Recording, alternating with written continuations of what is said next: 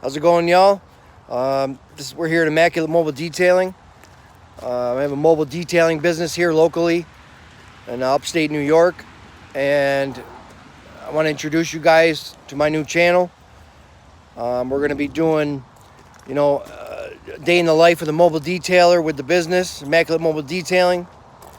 We do everything: cars, boats, motorcycles, house siding, roofs, anything. We paint and seal decks, all landscaping. I used to have a landscaping business before this, so I kind of combined the two. I still have all my equipment, so I do both. But as far as the channel, like I said, we're going to be doing daily videos. We go to the jobs, sometimes it's pretty interesting, the stuff we do. Also, just bought a new DD for the business, and here she is. It's a 2016 Dodge Durango RT with the 5.7 liter Hemi in it. I use this every day. So with the daily mobile detailing business, I'm going to be making videos for all the mods that I've been doing on the truck. I've already done a lot to it, but I still got a lot more to come as far as audio. Just a lot more things I'm going to be doing. And I used to customize vehicles, so I know what I'm doing. But as far as right now, I put a 2.5-inch lift kit, rough country lift kit on it, so I could have room for the wheels and tires. They're 20-inch moto metals with 33-inch by 12.5 tires with a plus 18 offset. That's what kind of gives it that mean look. Let's see. I got the business stickers on there. I did put the Hemi badge with the rough country underneath it. Tinted the marker lights there. Got the Mopar Performance sticker on there. I did just do the grill, both grills actually. Took out the factory, and kept this part, but replaced all this screening behind here. But the glue that I used wasn't strong enough, so I had to splurge. I ended up buying the wire mesh grill that they have on APS website. I think it's supposed to come here today. So what I think I'll end up having to do is you cut this section out here, and here, and then you have to fill that in, bondo it, paint it, and then the new piece of grill just sits in here like that, and you fasten it in like that. So it's supposed to be here today. Same thing with the bottom. Did put a 22-inch LED light bar in there, but I got to move it back a little bit. So they're coming in today, so I'll have a video while I'm installing them. Let's see what else did do it. Did some of the interior. I didn't like the chrome, so I'm probably going to delete all that, make it red. And that's just plasti dip. It was all chrome before. Got some chrome accents in here. Probably going to end up doing this if I can get it off. Max liner mats. Let's see. Underneath the hood.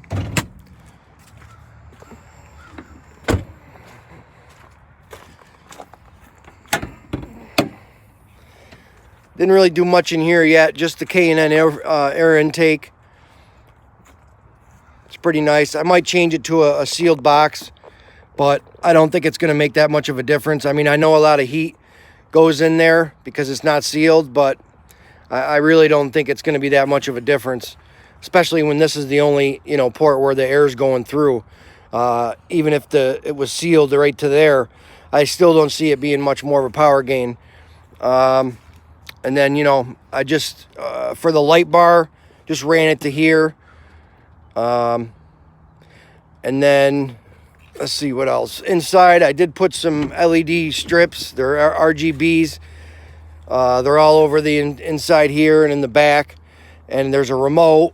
Can't really see it now because it's it's daylight, but They kind of see when they're sticking out. I had to do it like that because there was just nowhere to put them. But, you know, you can flash them. They got all sorts of colors. So it looks pretty cool at night. I just ran that underneath the seat to the battery. Did put some carbon fiber scuff plates on there. Let's see what else.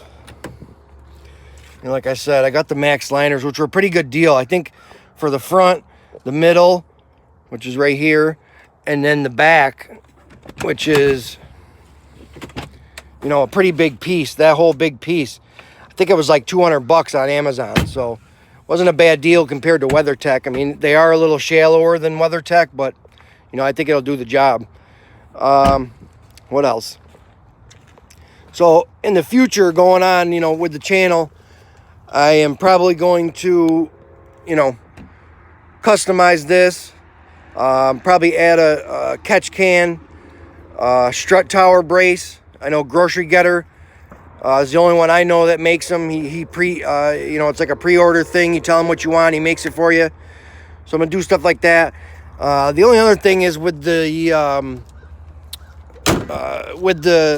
lift kit, the 2.5-inch lift kit. It's a little bit harder of a ride. So I think I'm going to end up, you know, getting new shocks, struts, make it a little softer. And as you can see, it looks like it's lower in the back. And I couldn't figure it out for the longest time why the lift kit made it look like that, right? But it's actually the fender flare. This fender flare here, you know, is more rounded. And then if you look at this one, you know, it goes up higher. So it's actually the fender flares that make it look like that. It's level. Here's my magnets. Immaculate Mobile Detailing. Probably going to end up getting some stickers just for these windows instead of having the magnets when the winter comes. I had an extra magnet that I took apart, put on the back. Oh, and I did do a mid-muffler delete. I seen that on, you know, Mod to Fame. Stefan turned me on to that. So I mid-muffler deleted it, and then all I did was buy some bolt-ons, and I cut the old ones off the factory and just bolted them on. They're like 6-inch, just so they'd stick out a little bit. Flat black. I think it looks pretty cool. And, you know, I don't need to put an expensive exhaust in there. It sounds amazing. I can probably start it up for you guys, show you how it sounds. You know, then this is just with a mid-muffler delete and, you know, just them tips on there.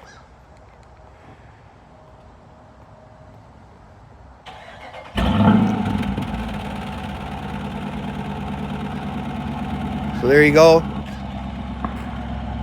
Yeah, I mean, it sounds pretty bad. It's pushing a lot of air out of there, which I don't know if that's from the mid-muffler delete or, you know, it puffs. It could just be the Hemi, but, you know, if you guys have any other tips or anything. But yeah, so that's my DD, and I'm probably going to end up a couple more things I'm going to do real quick. Probably going to end up, you know, doing the propel hood.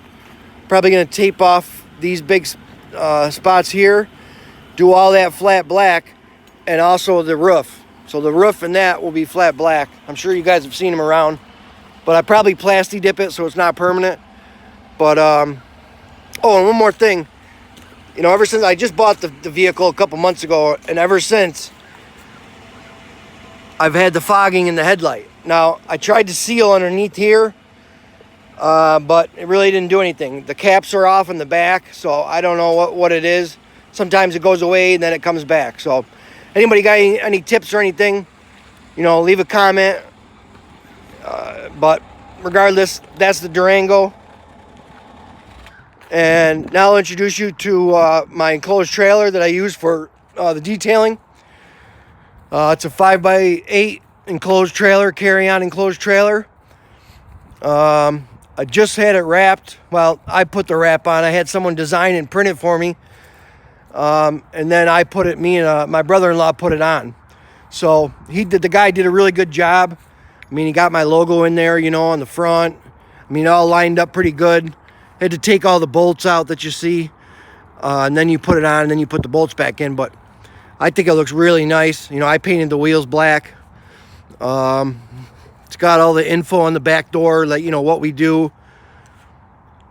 So, you know, I think it's pretty nice. Let me show you the inside. You know, I keep everything locked. You never know around here, even in New York. And this is my setup just for now anyway. You know, I got my rags, my cooler, some cords, some hoses, my guns, got a little monster, my vacuum, spare tire, more hoses. That's my pressure washer I use. It's a 2300 PSI, 1.2 gallons per minute brushless Ryobi, which is the highest PSI for an electric pressure washer. Now, I know 1.2 gallons per minute isn't a lot, but I'll tell you what, I use that thing on everything. You know, from houses to cars to boats to whatever, and it does the trick for me. I am in the market for a water tank. I don't really want a huge one because this is only a single axle small trailer. I don't want to take up a lot of real estate, but I am looking maybe for 100 gallon, 75 to 100 gallon. And then I'll probably end up buying a gas pressure washer to hook up to that permanently, so I can still take out the electric if I need to, then use the gas in the water tank. So that's another thing. If anybody's got any tips, I want to go simple, probably just gravity feed. I'm not going to worry about a pump. I think it'll be all right without it.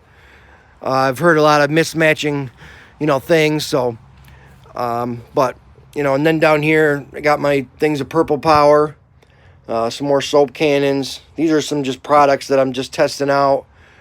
I use a lot of Purple Power, a lot of spray oil cleaner, brushes, stuff like that.